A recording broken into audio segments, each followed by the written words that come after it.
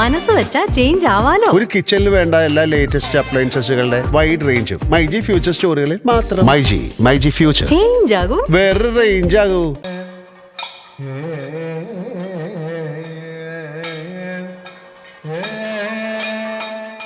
ചമയക്കൂട്ട് എന്ന് പറഞ്ഞാൽ മേക്കപ്പിന് ഉപയോഗിക്കുന്ന സാധനങ്ങൾക്ക് വലിയ വ്യത്യാസങ്ങളൊന്നും വന്നിട്ടില്ല. നമ്മുടെ ആഹാര്യം എന്ന് പറഞ്ഞാൽ വേഷവിധാനം, അതിന് നല്ല മാറ്റങ്ങൾ സംഭവിച്ചിട്ടുണ്ട്. അരങ്ങേറ്റം കഴിഞ്ഞിട്ട് ഇപ്പോൾ 5 വർഷം. കലോത്സവത്തിൽ ഇപ്പോൾ കഥകളിക്ക് ഇപ്പം മുൻ വർഷത്തെ അപേക്ഷിച്ച് ധാരാളം കുട്ടികളുടെ എണ്ണം കൂടിയിട്ടുണ്ട്. ഇപ്പോൾ തന്നെ ബോയ്സ് 11 പേര് 12 പേര് മറ്റും ഉണ്ട്. മുൻ വർഷങ്ങളിൽ 9 പേര് വരെയൊക്കെ ഉണ്ടായിരുന്നുള്ളൂ. കുറേ സമീപ വർഷങ്ങളിൽ അതിന് മുൻപുണ്ടായിരുന്നു. ഈ കൊറോണ കാലത്തിന് ശേഷം ഒന്ന് കുറഞ്ഞു. അത് കഴിഞ്ഞിപ്പം വീണ്ടും നല്ലൊരു മാറ്റമുണ്ട്. കുട്ടികളുടെ എണ്ണം വർദ്ധിച്ചിട്ടുണ്ട്.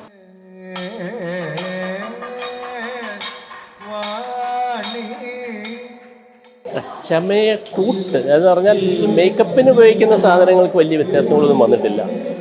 നമ്മുടെ ആഹാര്യം എന്ന് പറഞ്ഞാൽ വേഷവിധാനം, അതിന് നല്ല മാറ്റങ്ങൾ സംഭവിച്ചിട്ടുണ്ട്.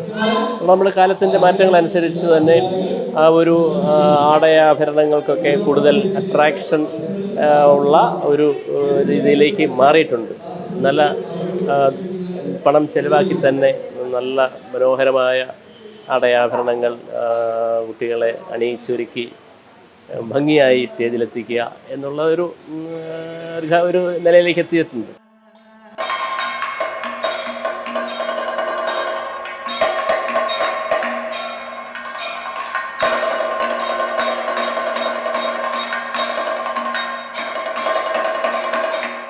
നമുക്കൊരു പച്ചവേഷത്തിനൊരു 3.5 മണിക്കൂർ മിനിമം വേണം. ഒരു കത്തിവേഷമാണെങ്കിൽ ഒരു 4.5 മണിക്കൂർ വരെ എടുക്കും. അപ്പോൾ അത് ചുട്ടിയുടെ സമയം ഒക്കെയാണ്. ചുട്ടിക്ക് 2 മണിക്കൂറിന് മേലെ എടുക്കും. ചുട്ടി എന്ന് പറയുന്നൊരു സംഭവം ചെയ്യാൻ മാത്രം. പച്ചയ്ക്ക് അത്രയില്ല, 1 മണിക്കൂർ, ചിലപ്പോൾ 1.25 മണിക്കൂർ കൊണ്ടൊക്കെ അത് തീരും. ഇപ്പോൾ വളരെ ഇൻട്രസ്റ്റ് കൂടിയിട്ടുണ്ട്. കാരണം കഥകളിക്ക് മുമ്പെങ്ങുമില്ലാത്ത ഒരു പ്രയോറിറ്റിയും എവിടെയാണെങ്കിലും കഥകളി എന്ന് പറയുമ്പോൾ അതിനൊരു വാല്യൂ കൊടുക്കുക. പിന്നെ മിക്കവാറും എല്ലാ ഫംഗ്ഷനുകളിലും കഥകളി അവതരിപ്പിക്കുക എന്നുള്ള ഒരു സംഘാടകരുടെ ഒരു ആവേശം, നല്ല രീതിയിൽ കഥകളി അരങ്ങ് വർദ്ധിച്ചിട്ടുണ്ട്. അതൊരു കഥകളിയുടെ വളർച്ചയെ അതുപോലെ തന്നെ കുട്ടികളുടെ എണ്ണം ധാരാളം കുട്ടികൾ പഠിക്കാനായിട്ട് വരുന്നുണ്ട്. അപ്പോൾ കഥകളിയുടെ വളർച്ചയും കഥകളിയിലുള്ളൊരു അഭിനിവേശവുമാണ് അത് സൂചിപ്പിക്കുന്നത്.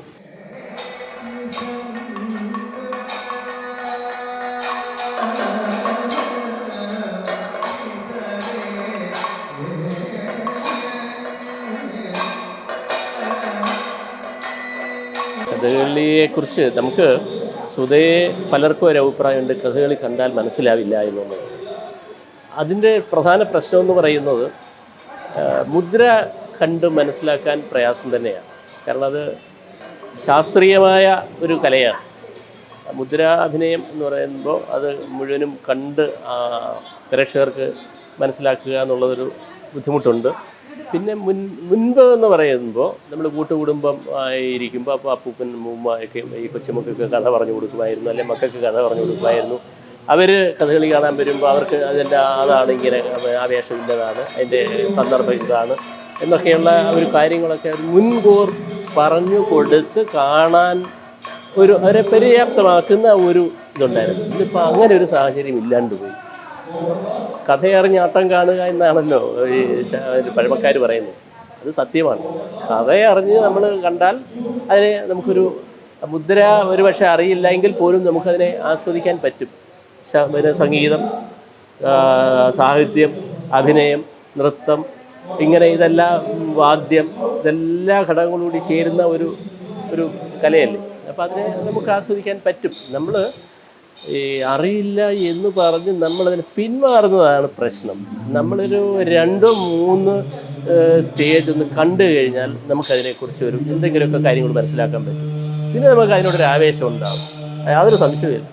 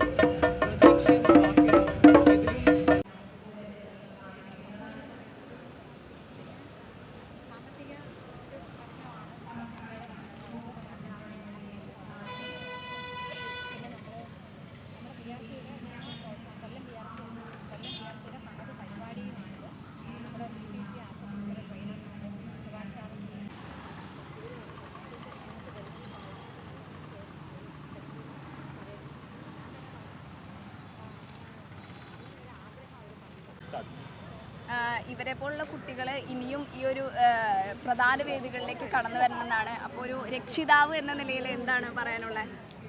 നമ്മുടെ ഭിന്നശേഷിയുള്ള കുഞ്ഞുങ്ങളെ പൊതുവേദിയിലേക്കും പൊതുധാരയിലേക്കും നമ്മൾ കൊണ്ടുവരേണ്ടതാണ്. അവരെ മാറ്റി നിർത്തപ്പെടേണ്ടവരല്ല. അവരെ നമ്മൾ ചേർത്ത് പിടിച്ച് അവരെ നമുക്ക് ഒരവസരം കൊടുത്താൽ ആ കുഞ്ഞുങ്ങൾക്കും മറ്റുള്ള കുട്ടികളെ പോലെ തന്നെ കഴിവ് പ്രകടിപ്പിക്കാൻ കഴിയും എന്നുള്ളതിനൊരു തെളിവാണ് ഇന്നിവിടെ നടന്ന ചെണ്ടമേളം. അതിന് നമ്മുടെ വിദ്യാഭ്യാസ വകുപ്പിൽ സ്പെഷ്യൽ എഡ്യൂക്കേഷൻ ഡിപ്പാർട്ട്മെൻ്റ് ഉണ്ട്. അത് റിസോഴ്സ് ടീച്ചേഴ്സിൻ്റെയൊക്കെ സാന്നിധ്യത്തിൽ നമ്മുടെ സർക്കാർ കൂടുതൽ അവരെ മുന്നോട്ട് കൊണ്ടുവരുന്നതിന് കൂടുതൽ സാധ്യതകൾ കണ്ടെത്തി അതിനുവേണ്ടിയുള്ള ശ്രമങ്ങൾ നമ്മുടെ സർക്കാർ തലത്തിൽ നിന്നും ഒക്കെ ഉണ്ടാവണമെന്ന ഒരു രക്ഷകർത്താവെന്ന നിലയിൽ അഭിപ്രായമുണ്ട്. Thank you. അപ്പോൾ ഇതുപോലുള്ള കുരുന്നുകൾ ഇനിയും കലോത്സവ വേദികളിലേക്ക് കടന്നു വരട്ടെ. കലോത്സവ വേദികളിലേക്ക് മാത്രമല്ല മറ്റ് പ്രധാന വേദികളിലേക്കും ഇവർ കടന്നു വരട്ടെ. കലോത്സവ നഗരിയിൽ നിന്നും ക്യാമറമാൻ സതീഷിനോടൊപ്പം ടീം മൂവി വേൾഡ് മീഡിയ.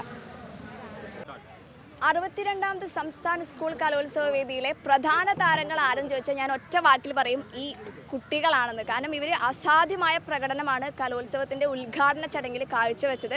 പ്രേക്ഷക മനസ്സിൽ ചെണ്ട കൊട്ടിക്കൊണ്ട് അവരുടെ ഹൃദയം കീഴടക്കിയിരിക്കുകയാണ്. നമ്മുടെ ഒപ്പം ഈ കുട്ടികളുണ്ട്. ടീച്ചറെ, അസാധ്യ പ്രകടനമായിരുന്നു ഇവർ കലോത്സവത്തിൻ്റെ ഉദ്ഘാടന ചടങ്ങിൽ കാഴ്ചവെച്ചത്. എന്താണ് ടീച്ചർ പറയാനുള്ളത്?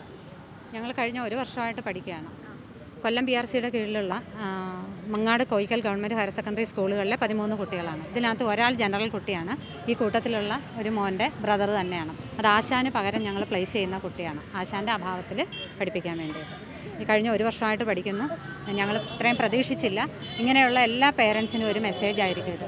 കാരണം ഞാൻ സ്പെഷ്യൽ എഡ്യൂക്കേറ്ററാണ്, ഞാനൊരു ഭിന്നശേഷി കുട്ടിയുടെ അമ്മയാണ്. നമ്മുടെ കുട്ടികൾക്കും ഇത് സാധിക്കും. നമ്മളിപ്പം ക്ലാസ് റൂമുകളിൽ ഇൻക്ലൂസീവ് എഡ്യൂക്കേഷനാണല്ലോ, എല്ലാ പാഠഭാഗങ്ങളും അഡാപ്റ്റ് ചെയ്യണം. അതുപോലെ ഒരു അഡാപ്റ്റേഷനാണ് ഞങ്ങൾ ഇതിനകത്ത് കൊടുത്തിരിക്കുന്നത്. ശിങ്കാരി മേളത്തിൻ്റെ സിമ്പിൾ താളങ്ങൾ കോർത്തിണക്കിയാണ് ഇവരെ കൊണ്ട് കൊട്ടിച്ചത്.